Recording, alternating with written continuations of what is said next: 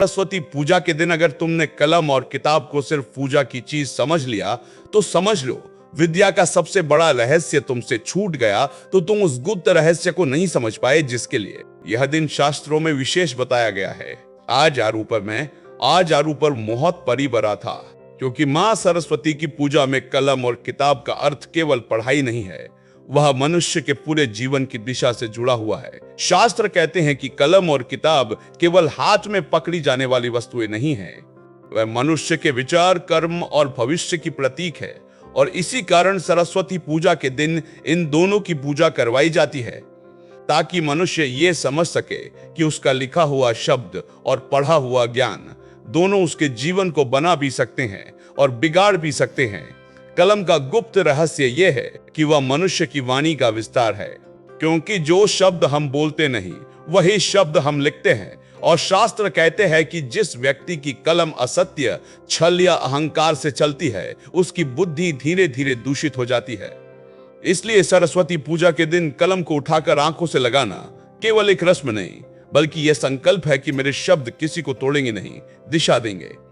और यही कारण है कि पुराने समय में गुरु सबसे पहले शिष्य को बोलना नहीं, लिखना सिखाते थे, क्योंकि लिखे हुए शब्द की जिम्मेदारी अधिक होती है। किताब का रहस्य इससे भी गहरा है। किताब केवल अक्षरों का संग्रह नहीं होती, वह पीढ़ियों की चेतना का भंडार होती है। और सरस्वती पूजा के दिन किताब की पूजा इसलिए करवाई जाती है ताकि मनुष्य यह समझ सके कि जो ज्ञान उसे मिल रहा है वो उसका अकेले का नहीं है, वो अनगिनत गुरुओं, ऋषियों और साधकों की साधना का परिणाम है। और जहां यह भाव आ जाता है वहीं से अहंकार टूटने लगता है। शास्त्र कहते हैं कि जो व्यक्ति सरस्वती पूजा के दिन किताब को सिर से लगाकर भी भीतर से यह सोचता है कि उसे सब आता है, उसके लिए यह क्रिया केवल दिखावा बनकर रह जाती है। लेकिन जो व्यक्ति किताब को देखकर यह स्वीकार कर ले कि मुझे अभी बहुत कुछ सीखना है, उसी क्षण विद्या का प्रवाह उसके भीतर खुलने लगता है। कलम और किताब का एक और गुप्त रहस्य यह है कि कलम कर्म का प्रतीक है और किताब विवेक का। और जब कर्म विवेक से अलग हो जाता है तो मनुष्य गलत दिशा में तेजी से आगे बढ़ता है। इसलिए सरस्वती पूजा का दिन यह याद दिलाने आता है कि लिखने से पहले पढ़ना जरूरी है और बोलने से पहले समझना जरूरी है। आज के समय में लोग बहुत तेजी से बोलते हैं, लिखते हैं, पोस्ट करते हैं, लेकिन कम सोचते हैं। और यही कारण है कि विद्या होते हुए भी विवेक कम होता जा रहा है। इसलिए शास्त्रों में कहा गया है कि सरस्वती पूजा के दिन यदि कोई व्यक्ति यह संकल्प ले ले कि वह अपनी कलम और अपने शब्दों का उपयोग झूठ, अपमान और भ्रम फैलाने के लिए नहीं करेगा, तो यही संकल्प मां सरस्वती को सबसे अधिक प्रिय होता है। कलम का एक और रहस्य यह है कि वो भाग्य को भी लिखती है, क्योंकि हमारे निर्णय ही हमारा भविष्य बनाते हैं और निर्णय उन्हीं विचारों से निकलते हैं जो हम पढ़ते और लिखते हैं। इसलिए जो व्यक्ति गलत साहित्य पढ़ता है, कटु भाषा लिखता है, वह अनजाने में ही अपने भविष्य की रेखाएं टेढ़ी कर लेता है। और सरस्वती पूजा का दिन यह अवसर देता है कि हम अपने पढ़ने और लिखने की दिशा को शुद्ध करें। किताब का रहस्य ये भी है कि वह मौन सिखाती है, क्योंकि किताब बोलती नहीं लेकिन बहुत कुछ कह जाती है। और जो व्यक्ति मौन में पढ़ना सीख लेता है उसकी बुद्धि गहरी हो जाती है। इसी कारण शास्त्रों में कहा गया है कि सरस्वती पूजा के दिन पढ़ाई ज्यादा नहीं, ठहराव ज्यादा आवश्यक है, ताकि पढ़ा हुआ ज्ञान भीतर उतर सके। पुराने समय में सरस्वती पूजा के दिन नए अक्षर लिखवाने की परंपरा थी, जिसे विद्यारंभ कहा जाता था। और इसका रहस्य यही था कि जीवन में जो कुछ भी नया लिखा जाए वह शुभ भाव से शुरू हो, क्योंकि शुरुआत का संस्कार बहुत दूर तक जाता है। कलम और किताब की पूजा का सबसे गहरा रहस्य यह है कि ये दोनों मनुष्य को उसकी सीमा का बोध कराती है, क्योंकि जितना पढ़ते हो उतना ही यह एहसास होता है कि कितना कुछ अभी अज्ञात है। और यही एहसास विनम्रता को जन्म देता है, और विनम्रता ही विद्या का स्थायी आधार है। इसलिए शास्त्र कहते हैं कि सरस्वती पूजा के दिन यदि कोई व्यक्ति कलम और किताब के सामने यह प्रण ले ले कि वो ज्ञान का उपयोग दिखावे के लिए नहीं, सेवा के लिए करेगा, तो मां सरस्वती उसके भीतर स्थायी रूप से वास करने लगती है। क्योंकि तब विद्या केवल परीक्षा पास करने का साधन नहीं रहती, वह जीवन को समझने की शक्ति बन जाती है। आज बहुत से लोग पढ़े लिखे होते हुए भी जीवन में असंतुलित रहते हैं, क्योंकि उन्होंने कलम और किताब का केवल बाहरी अर्थ समझा है, भीतर का रहस्य नहीं। और सरस्वती पूजा का दिन इसी रहस्य को खोलने आता है कि ज्ञान तभी फल देता है जब उसके साथ जिम्मेदारी, सत्य और करुणा जुड़ी हो। इसलिए जब सरस्वती पूजा में कलम और किताब रखी जाती है तो उनका अर्थ यही होता है कि मनुष्य अपने विचारों, शब्दों और निर्णयों को शुद्ध करे, क्योंकि वही उसकी सबसे बड़ी पूजा है। और जिस दिन यह बात भीतर बैठ जाती है, उस दिन से पढ़ाई बोझ नहीं रहती, लिखना डर नहीं देता और ज्ञान जीवन भर मार्गदर्शन करता है। यही सरस्वती पूजा में कलम और किताब का वह गुप्त रहस्य है जिसे समझ लेने के बाद विद्या कभी मनुष्य का साथ नहीं छोड़ती।